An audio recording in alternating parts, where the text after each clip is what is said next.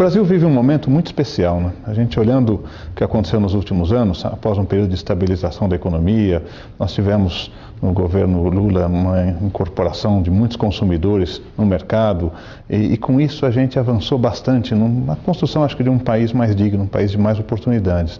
E com isso, por conta desse ingresso de muitas pessoas no mercado, o que aconteceu é que ficaram muito evidentes as deficiências que nós temos no Brasil com relação à infraestrutura, né? Então, os aeroportos estão congestionados, as estradas estão cheias, o problema de energia elétrica que já começa a ser uma preocupação por curto prazo, temos ainda a Olimpíada, temos a Copa do Mundo, uma série de coisas, né? E o Brasil, portanto, vai ter que se estruturar muito para que a gente possa fazer os investimentos necessários lá na frente.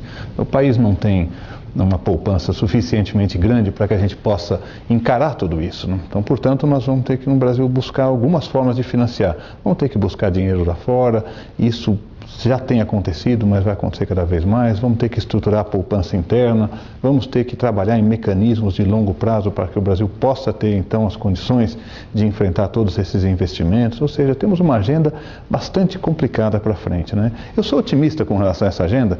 Eu costumo brincar que são novos problemas, né? Fruto, na verdade, de um novo estágio da economia. Pelo menos não estamos falando mais em inflação, não estamos falando mais no curto prazo, não estamos falando em renegociação com o FMI e com qualquer medida para evitar a saída de dólares ou coisa do gênero. Muito pelo contrário, nós estamos agora lidando com uma outra situação, uma situação de um país que oferece tantas oportunidades, tem tantas necessidades de investimento, que é um país que tem, na verdade, uma moeda valorizada, né? E essa é uma discussão importante que devemos ter também. O Brasil veio agora para ter moeda valorizada, faz parte desse pacote, né? Um país que tem tantas coisas boas, uma situação institucional bem resolvida, como é o caso do Brasil, todas as perspectivas a que me referi, oportunidades de investimento, é um país de moeda valorizada.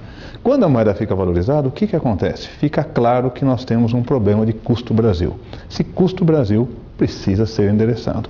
O Brasil é um país caro, o Brasil é um país que tem impostos elevados, o país tem muitas ineficiências e a gente sempre fala que precisa de uma reforma tributária, uma reforma previdenciária, trabalhista, reforma política, de maneira que o Brasil possa, de fato, reduzir o seu custo, ser um país mais eficiente, para que a gente não precise contar com uma moeda desvalorizada, até porque não poderemos contar com uma moeda desvalorizada para sermos competitivos.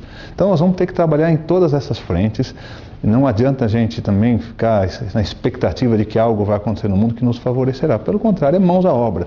Mãos à obra por parte do governo, que tem feito uma série de planos com relação à infraestrutura, privatizações, tudo mais, e mãos à obra por parte da iniciativa privada, que deve também buscar produtividade no seu dia a dia, eficiência no seu dia a dia.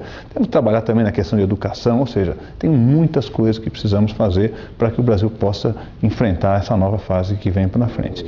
Mas um outro ponto que eu acho que a gente não deve jamais deixar de ressaltar nesse momento é que a solução dos problemas do Brasil, no fundo, está nas atitudes de cada um de nós. Eu já falei que as empresas devem buscar produtividade, mas agora vamos falar de uma outra coisa, né? O Brasil sempre está questionando muito essa questão da transparência, dos valores. Então, eu acho que vale a pena também a gente pensar que a solução do Brasil passa por uma série de reformas. Eu sempre falo reforma tributária, já falei aqui política, reforma previdenciária, mas também uma reforma de valores, né? Que é essa questão dos cidadãos chamarem para si a responsabilidade quanto ao país que queremos construir, né?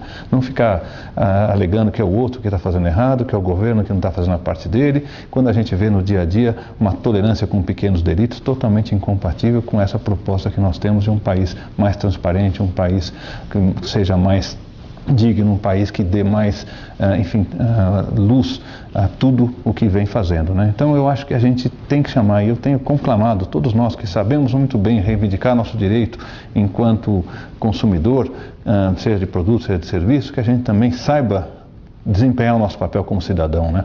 Sim, na cobrança daquilo que nos é devido, até pelos impostos e os votos que nós demos para aqueles que nos representam, mas também com relação ao nosso dia a dia, né? E o curioso disso que eu chamo de reforma de valores é que não precisa de articulação política, não precisa de aprovação no Congresso, não precisa de lei, não precisa de nada. Precisa apenas que cada um de nós sejamos aquilo que a gente quer ser, né? Gandhi dizia muito bem, nós temos que ser a mudança que queremos ver.